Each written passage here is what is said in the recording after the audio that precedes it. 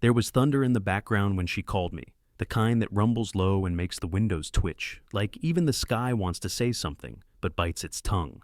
Her contact photo lit up my phone, a blurry picture I took of her mid-laugh at the state fair 3 summers ago, back when I thought I was the luckiest man in Oklahoma. I didn't answer, not right away. Instead, I watched the front door from across the street like a burglar casing his own home. I sat in my rusted-out Chevy, fingers clenched around the steering wheel, breathing through my mouth so I wouldn't start crying again. Because by the time she called, the locks were already changed. She didn't know that yet. She was calling to ask me if I could grab her red umbrella from the laundry room and maybe warm up a plate for her because she'd be home soon. She said it sweetly, casually, as if she hadn't just spent the last 2 hours smiling across candlelight with a man named Silas Monroe, a chiropractor with fake teeth, a leased Audi, and a wife of his own who was out of town visiting her mother in Boise. I knew all of this because I was sitting 3 booths behind them. I watched my wife laugh louder at his jokes than she ever had at mine. I watched her touch his wrist, just lightly, the way she used to do when she wanted me to stop talking and kiss her instead. I didn't confront them. I couldn't. I'm not the kind of man who throws scenes or smashes plates.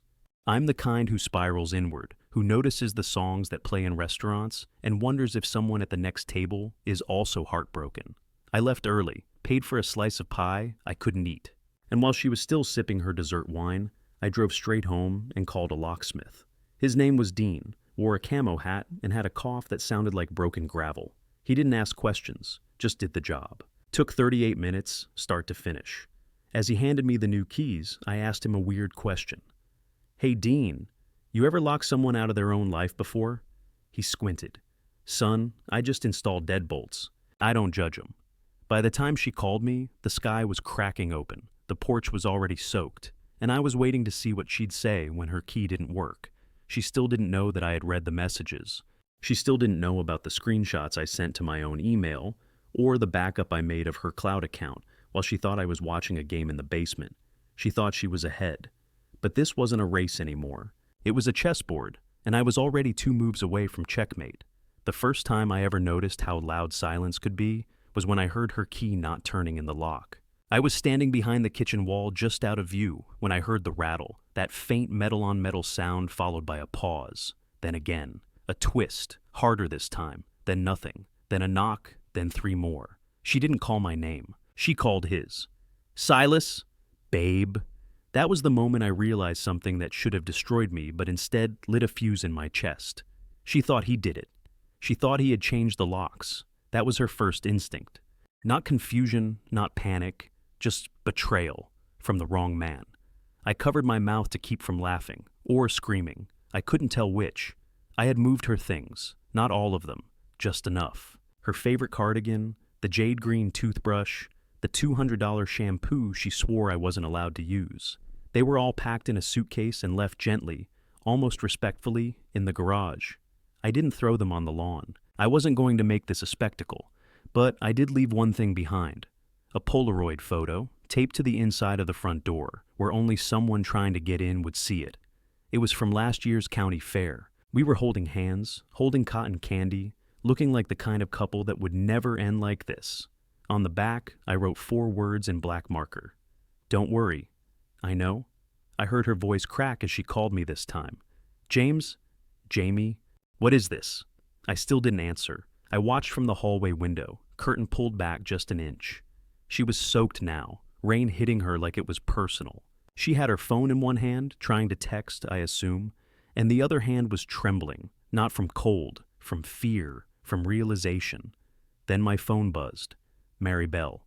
14 missed calls, 7 texts, 1 voicemail.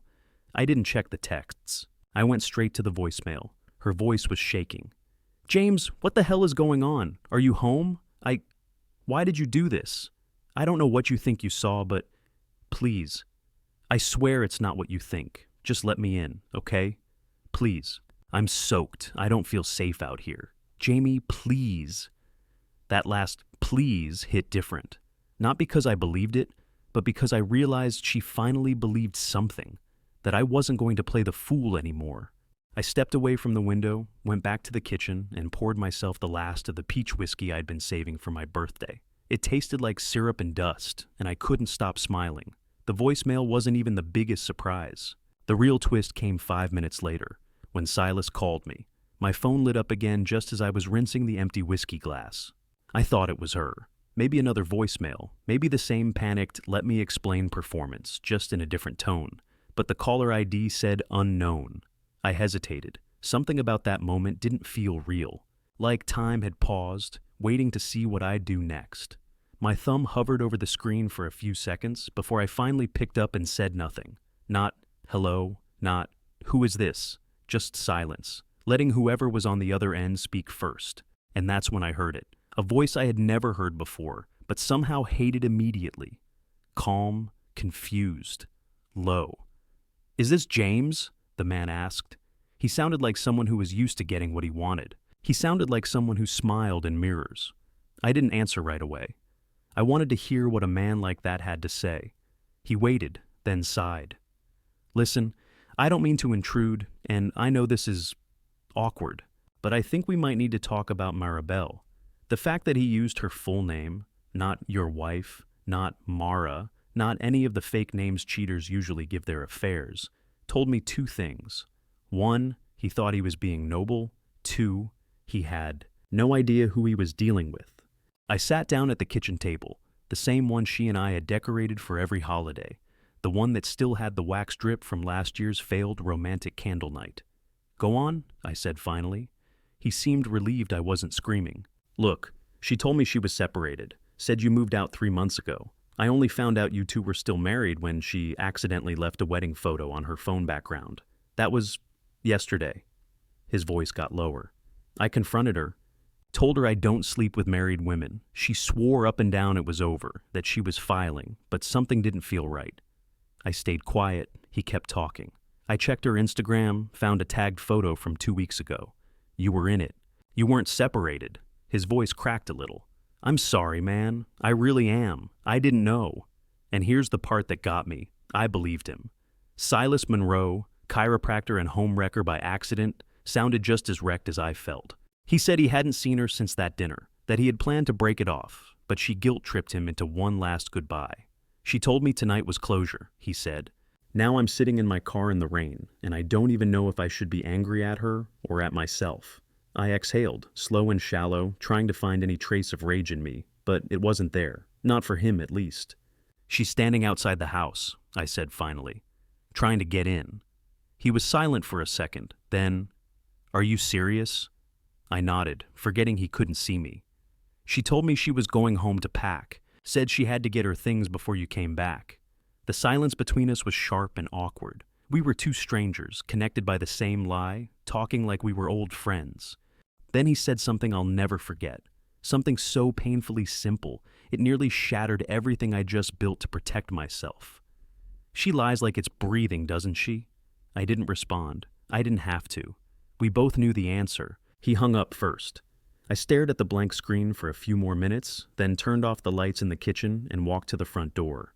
I didn't open it. I didn't even look through the peephole this time. I just stood there in the dark, listening to her crying on the other side. Soft, breathy sobs, like someone mourning the version of herself she couldn't keep up with anymore. I went upstairs, sat in the hallway, and for the first time in weeks, I let the numbness melt just enough to feel something. But even then, I had no idea what was about to happen next, because by morning, she'd be gone, and something else would be left behind in her place. I slept on the hallway floor that night, not because I was tired, not because there was nowhere else to go. I think I just needed to be in between things, not in the bedroom we used to share, not downstairs in the kitchen, where the smell of her favorite cinnamon candles still lingered. The carpet smelled faintly like lemon cleaner and old socks. I didn't care.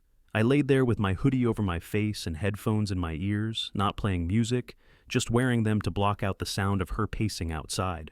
She eventually stopped knocking. I assumed she left. But I didn't check. I didn't want to see her face again. Not when I had already deleted every photo of us off my phone, one by one, like I was pulling thorns out of my memory. The sun came through the upstairs window just after 6 a.m., warm and judgmental.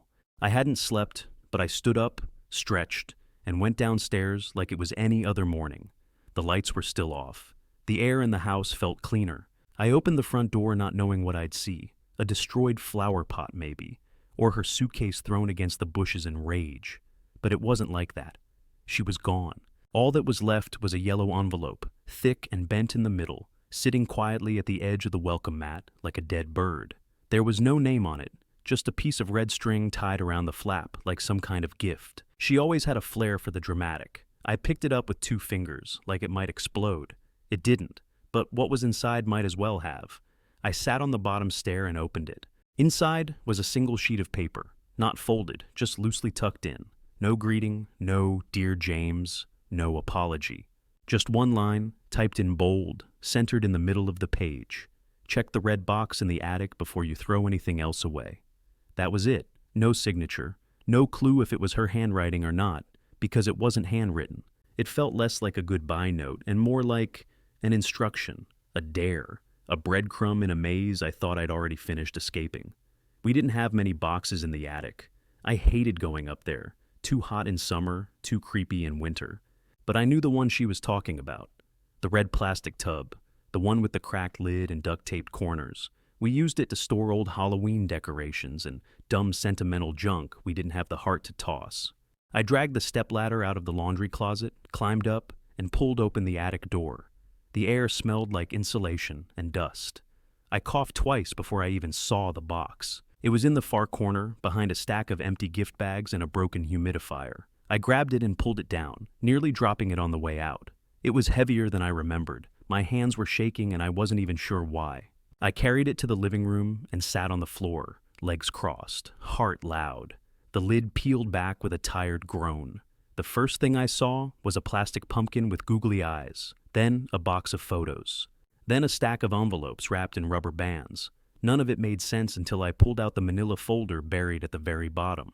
It was labeled in black Sharpie, all caps, "If it ever comes to this." Inside were printouts of emails, dozens, maybe more, printed screenshots of messages between her and someone else. Not Silas, someone named J, not me, another J. The dates went back 2 years. There were phone records too, and one receipt from a hotel 20 minutes outside town, dated on our anniversary last year. And then the photo, a single photograph in a clear sleeve, her and this J, sitting in the same booth I watched her and Silas from. Except this was taken long before that night. She wasn't just cheating on me once. She had a pattern, a system, a cycle. I wasn't even the first husband she'd done this to. The envelope hadn't been left for closure. It had been left to explain. She wanted me to know that Silas wasn't the one who ruined us. She had already done that, long ago. I didn't call Maribel. I didn't even consider it. There was nothing left to say. Every word she could offer me had already been laced with decay, and I wasn't about to ask the architect of my pain to explain the blueprints. But there was someone else, someone I hadn't spoken to in almost a year, who had once been closer to me than my own family. And as I sat on the floor surrounded by the torn-up fragments of my marriage, staring at photo evidence of betrayals that spanned not months, but years. So, I dialed her sister, Callie, Maribel's younger sister by 4 years, the only member of her family who had ever liked me for me, not for my job, not for my potential, not for the way I looked in group Christmas photos, just for who I was. We hadn't spoken since the fight. Since the dinner at our house last summer, when Maribel accused her of being too interested in our relationship. She stormed out after that night, and Callie and I never talked again. Until now. She picked up on the 3rd ring. Her voice cracked like it hadn't been used in days. "James?" "Yeah," I said. "I found the red box." There was a pause, long enough to let the silence thicken between us like glue. Then she let out a breath that sounded like she'd been holding it since last year. "I was wondering when you would." That's when I knew she had known everything. Maybe not every detail, but enough. Enough to leave. Enough to go quiet. Enough to avoid watching someone she cared about rot from the inside out. "You knew about Silas?" I asked. She laughed, but not in a funny way. "James, Silas was a side quest. You're looking at the tip of a sword and thinking it's the whole blade." I closed my eyes and leaned back against the couch. "So how long?" There was no hesitation. "The first time I caught her lying to you was in 2019. It was over a weekend trip. She said she was going to see a college friend in Chicago. I saw her downtown that same weekend, with someone who wasn't you. He was older. She was holding his hand like it belonged there. When I asked her about it, she made me swear never to tell you. And you listened to her? I did, she whispered, and I've hated myself for it every day since. I didn't say anything. My pulse was thumping in my ears. It wasn't anger, not yet. It was something colder, a realization that I had been the only one living inside this marriage. Everyone else had seen the cracks and just walked around them while I kept trying to paint them over. She always needed someone to orbit around, Callie continued. You gave her peace, and she doesn't know how to exist in peace. She needs drama, chaos, to feel anything at all. It's not an excuse, but it is the truth. She said she was filing for divorce, I muttered. Told Silas we were separated. She told the guy before him that you were in rehab, Callie said flatly. Told the guy before that you were abusive. It's not about the truth. It's about controlling the version of her life that makes her feel powerful. My head was spinning. I stood up and started pacing, every part of me buzzing with betrayal. Not just from Maribel, but from the version of reality I had trusted. How many other lies had I swallowed and called love? Callie hesitated before she spoke again. I wasn't going to say anything, but there's something else. You remember your old neighbor from the duplex, the one who moved to Austin? Greg? I blinked. What about him? She dated him, briefly. Back in 2021, I froze. Greg had helped me plan our 5th anniversary dinner. He'd driven with me an hour out of town just to pick up her favorite wine. I remembered him saying, "She's a lucky woman, man." With that dopey, honest smile, she had been sleeping with him. I'm sorry, James, Callie said quietly. I didn't know how deep it went until it was too late. And by then, I knew you wouldn't believe me. She's good at turning people against each other. But I never stopped caring. I want you to know that. I believe you now, I whispered. And I did. For the first time in this entire storm, someone had spoken to me like I mattered. Not as a husband, not as a victim, but as a person who deserved to be seen. It didn't fix the damage. It didn't make the pain vanish. But it reminded me that I hadn't imagined it all, that the love I gave had been real, even if hers had been counterfeit. After the call, I sat alone in the living room, with the attic box still open in front of me. The last item inside was a USB stick, red, unlabeled, and I hadn't yet gathered the courage to plug it in. The USB stick felt warm in my palm, though I knew that was just me, my body reacting like it was holding something radioactive. I sat there for nearly 10 minutes, just staring at it, rolling it between my fingers like it might whisper a warning. The living room was dead silent, except for the occasional creak of the house settling, which in moments like this always sounded like footsteps from rooms I knew were empty. Part of me didn't want to know what was on it.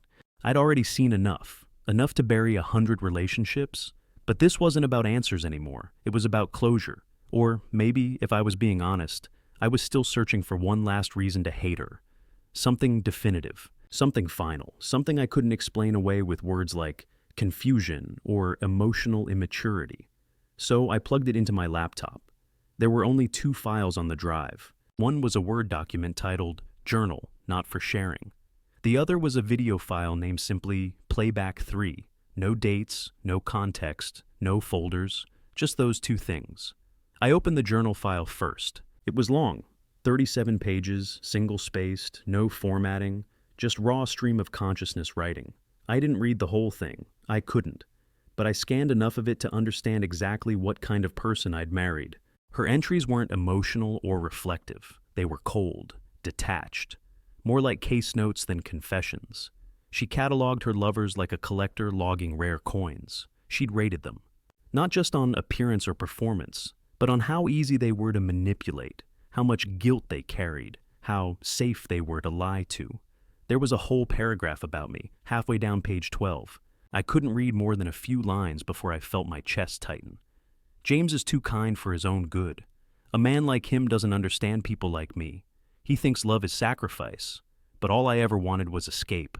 He'll never see it coming. Not because he's stupid, but because he believes I'm incapable of cruelty. She was wrong about a lot of things, but not that.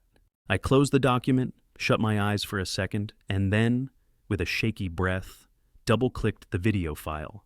At first, it was black, just sound, muffled, shuffling, then a voice, faint but familiar. Heron. She was whispering. The audio was crackling in and out, like it had been recorded in a pocket or a bag. A few seconds later, the camera jolted into focus, and I saw her face, lit by candlelight, leaning across a table, looking just out of frame at someone I couldn't yet see. "I think I'm going to tell him soon," she said, smiling. "I want it to look like an accident, like he found out on his own. It'll hurt less that way." The man's voice was quiet, not Silas, not the mysterious J.A. third one, unknown. "You sure you want to blow it up?" he asked. She laughed low and syrupy. "It was never real. It was just long. Long things feel real after a while. Like, if you keep a lie alive long enough, it turns into truth." My hands started to sweat. I reached for the pause button, but I couldn't make myself press it. I needed to see how far down this rabbit hole went.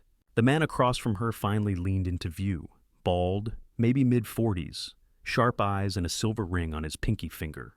I didn't recognize him, but something about the way they looked at each other, comfortable, well-practiced, told me this wasn't a new connection. This was someone she had trusted. "I kept everything, you know," she said to him. "Photos, receipts, letters, just in case. I think some part of me always knew it would end ugly."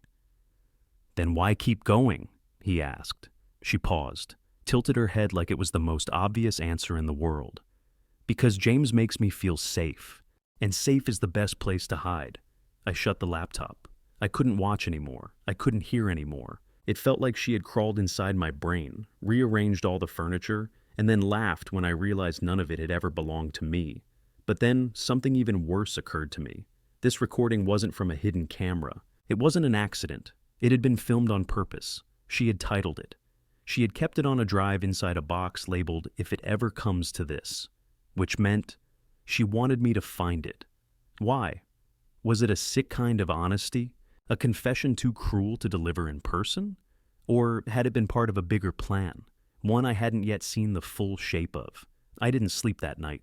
I sat in the living room, surrounded by pages and receipts and fragments of a life that had been curated for performance. Every emotion I'd ever felt toward her, love, anger, guilt, devotion, was now just debris. And in the middle of it all, I remembered something Callie had said. She needs someone to orbit around. If that was true, then who had she moved on to next? And what if this wasn't about a divorce? What if this was about distraction? By the time the sky turned pale, I was still wide awake, not wired, just numb. My body felt like it was made of static, my thoughts flickering like old bulbs in a basement. I hadn't eaten, barely drank water. I didn't want to sleep. I was afraid that if I closed my eyes, I'd see her. Not the version I knew, but the version from that video. The one who could lie with a smile and destroy a decade like it was a chore on a to-do list. I sat at the dining room table in silence, staring at the bank app on my phone, mindlessly scrolling through our joint account like I had 100 times before. But this time, something caught my eye. It was a small deposit, just $600. Not from a job, not from a refund. The transaction line read, "Cash App transfer, B. Copeland." At first I figured it was nothing. Maybe a friend, maybe her cousin Brittany. But I had never seen the name Copeland tied to our finances. And $600 wasn't nothing. Not in our world. Not for someone who told me 2 months ago that she needed to cancel therapy because we were tight on bills. I tapped into it, then scrolled up. 3 more transactions, all from B. Copeland. All within the last 5 weeks. $200, $350, then $800. This wasn't new. This was frequent, and suddenly the full shape of it came into view, the one I hadn't wanted to admit. I had thought this story was about a marriage, about betrayal, about heartbreak and deceit. But this was bigger than that now. This was about funding something. Someone was giving her money, consistently. Someone with a reason to keep her afloat. I ran the name through our shared Gmail account. Nothing. Then her texts. No messages, but I remembered she deleted them constantly, like she was scrubbing a timeline. Then I did something I'd never done, not in 11 years together. I checked her old tablet, the one she barely used anymore, which was gathering dust under the TV stand. It still had a fingerprint login, still linked to her cloud. Inside her email, I searched Copeland. One result. An automated hotel booking confirmation from 3 weeks ago. Guest name, Bianca Copeland. Room for 2, weekend stay, spa package, champagne add-on, all charged to a card I didn't recognize. But the reservation email had been forwarded. to Maribel, with a note from Bianca, "Same place as last time. I booked it under my name in case he checks." That was it. That was the moment my heart stopped asking questions and started answering them. I looked Bianca up on social media. Her profile was private, but her profile photo said everything. Her and Maribel, arm in arm, laughing, in robes, champagne glasses clinking. Caption, "Can't wait to see you again, baby." Bianca wasn't a banker. She wasn't a cousin. She was a girlfriend. And I, the good husband, the safe place to hide, was never even the real threat to Maribel's house of cards. Because while I had been busy fearing names like Silas and Jay, she'd been quietly building a life on the side with someone no one saw coming. That's when I heard a knock at the door. Not hard. Just 3 polite taps. I froze. I checked the time. 8:46 a.m. I hadn't spoken to a single person since Cali. My brain buzzed with possibilities. Her, Bianca, a process server, a delivery. I opened the door slowly, chain still on. It wasn't Maribel. It was a man I'd never seen before. Mid-50s, suit too clean for this part of town, and a face like he'd been through a dozen kinds of war. "You must be James," he said calmly. I didn't answer. He reached into his jacket pocket and pulled out a folded envelope. "She told me I might need to bring you something, in case she went dark." I unlocked the chain but didn't invite him in. I took the envelope and stared at it like it might contain a detonator. "I'm sorry for what you're going through," he added, stepping back without waiting for questions.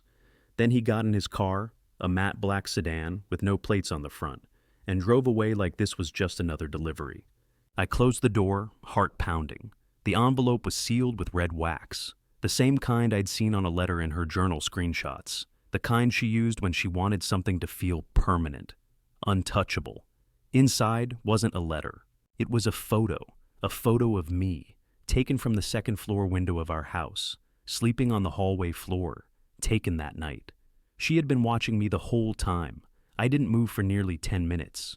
I just stood there, gripping that photo like it might pulse with heat, staring into the eyes of my own sleeping body, lit by hallway shadows. It was me, without defenses, me, stripped of dignity, me, unknowing and unarmed, and she had captured it, framed it like a trophy. I don't know how long she stood outside that window, watching me lie there like a ghost in my own house. But she had. And now, she wanted me to know it. But that moment didn't break me. It should have. It could have. A few days ago, it probably would have cracked me into dust. But not now. Not anymore. Because something shifted as I stood in the silence of that living room. Something clicked. Maybe it was rage. Maybe it was grief. But it had a strange clarity to it. For the first time in years, I felt awake. Not a version of me edited for someone else's comfort. Not a diluted man holding space for a woman who only knew how to consume. But the real me. Full of pain, yes, but also full of fire, of instinct, of direction. I didn't call her. I didn't chase down Bianca. I didn't even try to decode the meaning behind the envelope, or the wax seal, or the timing. I just grabbed a trash bag and started clearing the house of every single thing that had her fingerprints on it.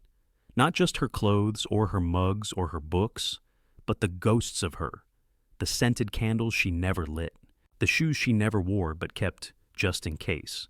Even the framed quote in our bedroom that read, "Love hard or not at all." Into the bag it went. And when I was done, the place felt lighter. Not empty, just honest. I listed the house for sale that week. I moved out 2 weeks later. A small town in Arizona. A studio apartment above a bookstore. Nothing fancy, but it was mine. Just mine. I got a new phone, a new bank account. I even adopted a dog from the local shelter. A 3-legged mutt named Basil who sleeps like he's never known pain. I started painting again. Something I hadn't done since college. The first thing I painted was the hallway. Not literally. I painted the feeling. That liminal space between rooms, between people, between versions of yourself. I titled it, "The Floor I Slept On." I didn't care if anyone ever saw it, but people did see it. I got asked to show it in a local gallery. I met other artists. I met a woman named Renee who worked part-time restoring stained glass. She didn't ask me about my past, not at first. She just brought me coffee and listened. Her silence wasn't cold, it was kind. And when I finally did tell her everything, she didn't flinch. She said something I'll never forget. Some people spend their whole lives trying to keep someone from burning down the house. But you let it burn and walked out with your soul. We're not rushing anything. I'm not looking for a replacement. And she's not trying to be a savior. We're just there, two people with broken edges who've stopped pretending to be whole. I don't know where Maribel is now. I don't care. The photo she left, the envelope, the video, they weren't warnings. They were taunts. But I didn't take the bait. That's the thing she'll never understand. She thought I'd unravel, that I'd stay small, stay safe. But I didn't. I grew in the space she left behind, and now, when I wake up in the morning, I don't reach for the past. I open the window, I let the light in, I walk Basil down to the lake, and I feel something I hadn't felt in years. Not victory, not revenge, just peace. Real, earned, quiet peace. And let me tell you something, Reddit. That's better than any apology she could have given me.